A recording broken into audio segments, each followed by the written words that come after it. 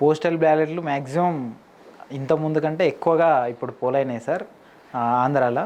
దాంట్లో అత్యధికంగా ఎవరికి పోలైనాయి అనుకుంటారో అసలు దాన్ని ఎట్లా చూడాలి? ఇంత ముందు కంటే ఇప్పుడు ఎక్కువ పోలు కావడాన్ని ఎట్లా చూస్తారు మీరు అసలు?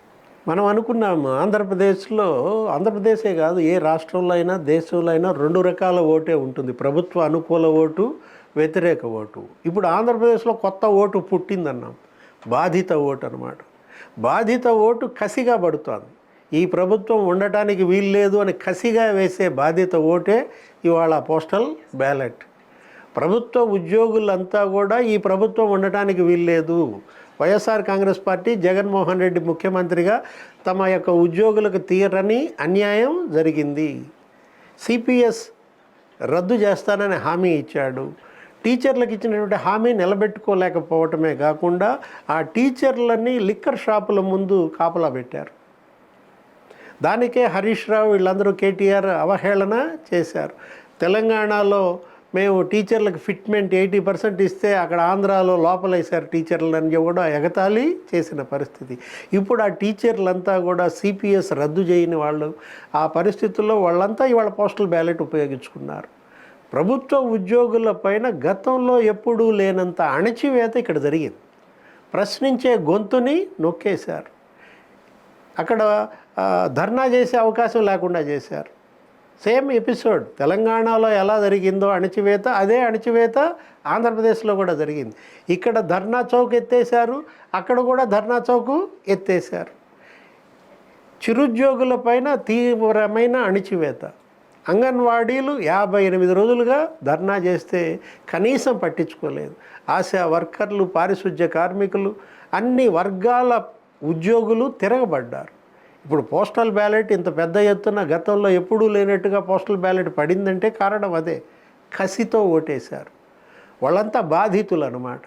జగన్మోహన్ రెడ్డికి వ్యతిరేకంగా పెద్ద ఎత్తున ఉద్యోగులు పోస్టల్ బ్యాలెట్ వినియోగించుకున్నట్టుగా కనపడుతోంది. 4,30,000 పోస్టల్ బ్యాలెట్లకు దరఖాస్తు పెట్టుకుంటే నిన్నటికే 3,30,000 ఓట్లు పోలైపోయాయి. దాన్ని కొంచెం ఎక్స్టెండ్ చేశారు. ఈ మొత్తం కూడా ఉద్యోగుల్లో తిరుగుబాటు. వాళ్ళకి 1వ తారీఖు జీతం వచ్చే పరిస్థితి లేదు, 1వ తారీఖు పెన్షన్ వచ్చే పరిస్థితి లేదు. అక్కడ ఒక పార్టీయే పుట్టింది, పెన్షనర్ల పార్టీ అంట. పెన్షనర్ల పార్టీ ఇవాళ జగన్మోహన్ రెడ్డిని ఓడించమని పిలిపించింది పెన్షనర్లందరినీ కూడా. ఎన్డీఏకి వాళ్ళు మద్దతు ఇచ్చారు. ఎందుకంటే కారణం ఇదే, 1వ తారీఖు పెన్షన్ రాని పరిస్థితి. 1వ తారీఖు జీతాలు రానటువంటి ఉద్యోగస్తులు జగన్మోహన్ రెడ్డికి అనుకూలంగా ఓటేస్తారా?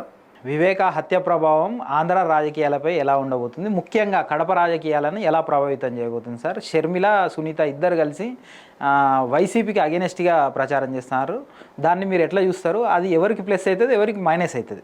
వైఎస్ వివేకానందరెడ్డి హత్య గత ఎన్నికలకు ముందు జరిగింది, షెడ్యూల్ ప్రకటించిన తర్వాత జరిగింది, 2019 ఎన్నికలకు ముందు. వివేక హత్య గనక అప్పుడు జరిగి ఉండకపోతే అప్పుడు ఫలితాలు ఇంకో రకంగా ఉండేవి. అంటే జగన్మోహన్ రెడ్డి ముఖ్యమంత్రిత్వం వివేక హత్య వల్ల వచ్చింది. వివేక హత్య నేరాన్ని తెలుగుదేశం పైకి నెట్టి నారాసుర రక్త చరిత్ర అని రాసి ప్రజల్లో ఒక రకమైనటువంటి వ్యతిరేకతని సృష్టించిన ఫలితంగా అప్పుడు తెలుగుదేశం పార్టీ ఓటమి, వైఎస్ఆర్ కాంగ్రెస్ పార్టీ ఘన విజయం. అంటే వివేక హత్య వల్ల బెనిఫిషియరీస్ ఎవరు? కడపలో ఎంపీగా అవినాష్ రెడ్డి గెలిచాడు, జగన్మోహన్ రెడ్డి ముఖ్యమంత్రి అయ్యాడు. వివేకానందరెడ్డి హత్య కేసు బెనిఫిషియరీస్ వీళ్ళిద్దరు అనమాట, అటు అవినాష్ రెడ్డి, ఇటు జగన్మోహన్ రెడ్డి. వివేక హత్య వల్ల బాధితులెవరు? కూతురు సునీత, భార్య సౌభాగ్యమ్మ. వాళ్ళు సిబిఐ ఎంక్వైరీ గతంలో ఇదే జగన్మోహన్ రెడ్డి తెలుగుదేశం ప్రభుత్వాన్ని డిమాండ్ చేశాడు, సిబిఐ ఎంక్వైరీ కావాలని.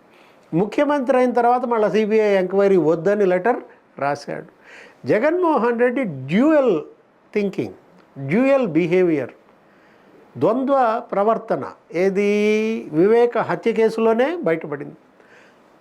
తెలుగుదేశం ప్రభుత్వంలో ఒక రకంగా జగన్మోహన్ రెడ్డి ప్రవర్తన ఉంటే ఆయన ముఖ్యమంత్రిగా ఉంటూ చిన్నాన్న హంతకులను ఎవరినో ఆయన బయటపెట్టలేకపోయిన పరిస్థితి. సిబిఐ ఎంక్వైరీ అప్పుడు డిమాండ్ చేసి తర్వాత వద్దన్నాడు. ఇప్పుడు షర్మిల, సునీత కూడా అదే ఇవాళ తీసుకువెళ్తోంది. ఆ హత్య కేసే మళ్ళా ఈ ఎన్నికల్లో కూడా ప్రభావాన్ని తీవ్రంగా చూపిస్తోంది. జగన్మోహన్ రెడ్డి ఇవాళ హంతకుడికి టికెట్ ఇచ్చాడు అని స్పష్టంగా చెప్తున్నారు షర్మిల, సునీత. నిందితుడు అనే మాట కూడా వాళ్ళు అనటం లేదు. హంతక పార్టీకి ఓటేస్తారా అని అడుగుతున్నారు. కొంగు చాచి కన్నీళ్లతో అడుగుతున్నాం, న్యాయం చేయండి. నేరాన్ని గెలిపిస్తారా, న్యాయాన్ని గెలిపిస్తారా అని అడుగుతున్నారు. అవినాష్ రెడ్డి గెలిస్తే అది నేరం గెలుపుగా చెప్తున్నారు. షర్మిల గెలిస్తే న్యాయం గెలిచినట్టుగా సునీత చెప్తాను. ధనం వైపా ధర్మం వైపా అని అడుగుతున్నారు. జగనన్న ధనానికి మీరు అమ్ముడుపోతారా అని ప్రశ్నిస్తున్నారు. ఓట్లు కొనడానికి నా దగ్గర డబ్బులు లేవు, నా దగ్గర ఉన్నది నమ్మకం, నిజాయితీ, నిజం అంటోంది షర్మిల. ఇవాళ చెల్లెళ్ళే జగన్మోహన్ రెడ్డి మీద తిరుగుబడ్డారు.